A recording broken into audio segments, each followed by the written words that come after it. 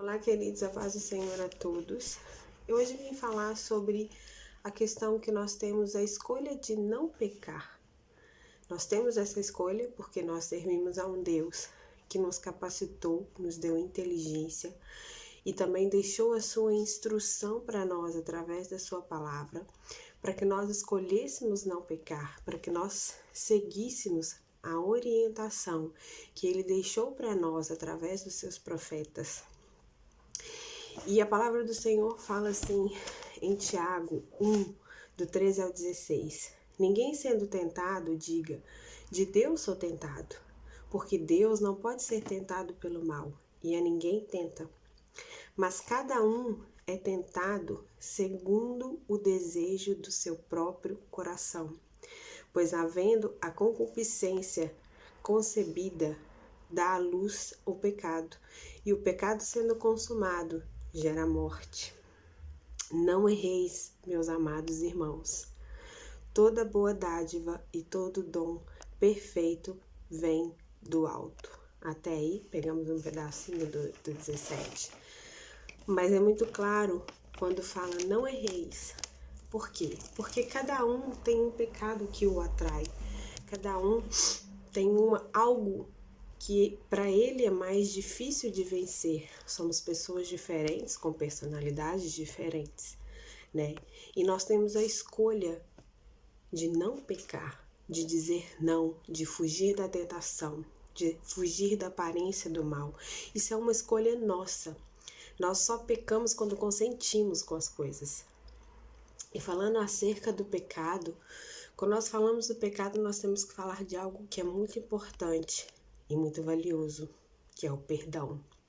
Porque o perdão, ele se torna necessário por causa do pecado. Existem pessoas que precisam muito de perdão e na verdade nem sabem, porque perderam a noção de pecado e não têm a convicção do que é o pecado. E nós podemos entender que se não houvesse a lei, não haveria pecado. Mas a lei existe, e é a lei de Deus e não a lei dos homens. Por isso, qualquer desconhecimento ou desrespeito a esta lei chama-se pecado. Não é uma infração ou um crime, porque não se trata de leis de homens, se trata de uma desobediência à lei de Deus.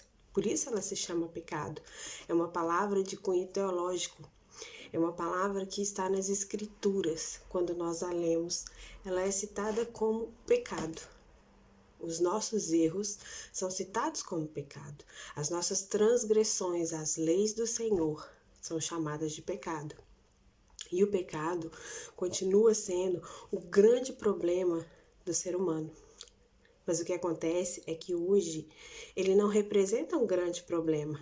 Pelo contrário, chega a ser aplaudido, idealizado. Aquilo que no passado foi repudiado, hoje é visto como uma virtude, como algo lindo e natural, como a ambição, a ganância, a vaidade, a promiscuidade.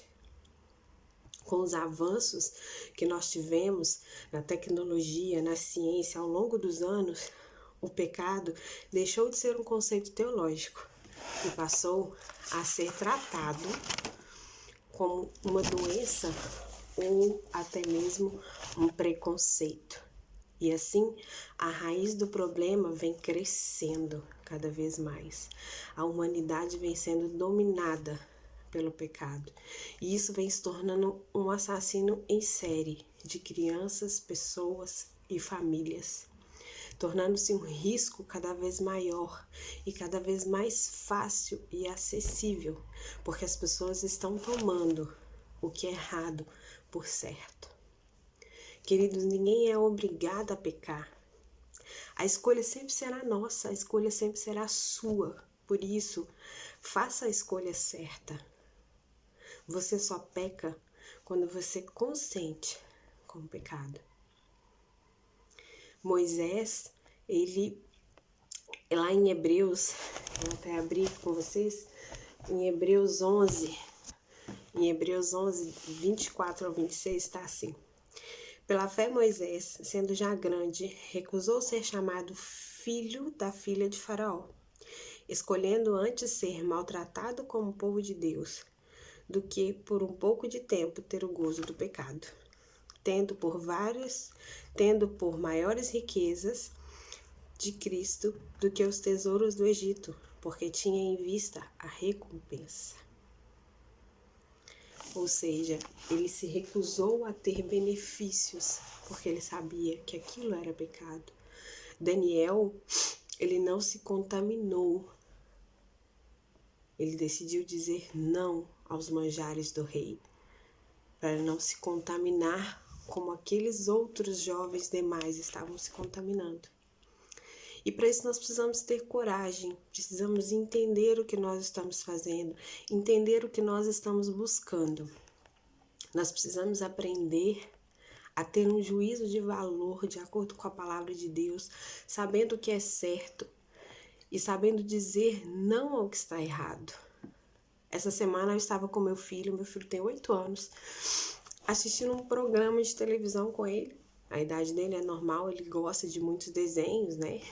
E ele estava assistindo uma coisa que habitualmente ele assiste, uma nova versão que surgiu do Power Rangers, uma coisa que é antiga, né? Que eu cresci vendo isso.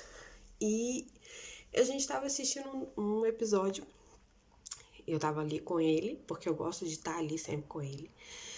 E por acaso, uma das personagens estava com um comportamento diferente e tal, e os colegas perceberam que ela estava de uma forma diferente, chegaram a comentar, achando que ela estava apaixonada, acharam até que era por um rapaz que era amigo deles e tudo. E no final, no desenrolar da história, eles estavam conversando, falando, eu achei que ela estava apaixonada por você e tal, comentando com o rapaz. E o rapaz, não, olha, por acaso não é por mim, também não a vejo assim, que somos amigos desde a infância e tal, e não a vejo dessa forma e tudo. Mas ela, de fato, tá diferente. Ela realmente parece que tá apaixonada por alguém, mas não sou eu. E aí, quando penso que não, me aparece a tal moça, saindo de mão dada com uma outra moça, dando um beijo, assim, não foi na boca, mas foi no rosto, assim, muito próximo, e as duas saindo mesmo como um casal de mão dada, num programa de classificação de 7 anos. Queridos, nós sabemos que isso hoje está acontecendo cada vez mais, né? E nós temos que lutar contra o pecado, não contra as pessoas. Porém, o mundo quer pregar as coisas que são erradas, aquilo que transgride a lei de Deus como algo certo, sabe? E na hora eu parei e conversei com Samuel e mostrei para ele que aquilo era errado. Isso não é natural, isso não agrada a Deus. Deus fez homem e mulher, macho e fêmea, para constituírem família. E é muito complicado, porque quando você vai dizer isso, as pessoas lhe chamam de preconceituoso. Não é isso. Mas nós não podemos aceitar que o mundo pregue e coloque na cabeça de crianças de 7, 8 anos, que ainda não têm condições de discernir as coisas, algo que transgride tanto a lei de Deus, algo que pode mudar tanto a cabeça de uma criança. Isso é uma influência muito negativa e nós precisamos estar atentos, porque as pessoas estão tentando enfiar, a palavra é essa, isso na cabeça das crianças. Ou seja, tentando distorcer a verdade do Senhor. E nós temos que lutar contra isso. E a nossa maior arma é o conhecimento, é estar próximo dos nossos filhos e dos nossos liderados, orientando a eles o que é verdadeiramente certo, para que eles não façam a escolha do pecado. Sim, nós temos escolha sim. E nós não precisamos usar de violência, nem de agressão, nem de insulto, porque não é isso que o Senhor deseja. Nós temos que ser estratégicos e inteligentes, orientando e mostrando o que é certo e o que é errado e as consequências que o pecado nos traz.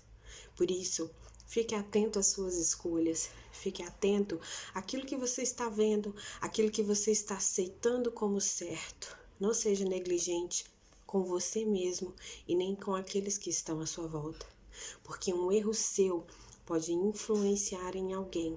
E nós precisamos ter cuidado com as nossas escolhas, Nós temos escolhas e precisamos estar atentos para fazermos as escolhas certas. Por isso, pense nisso.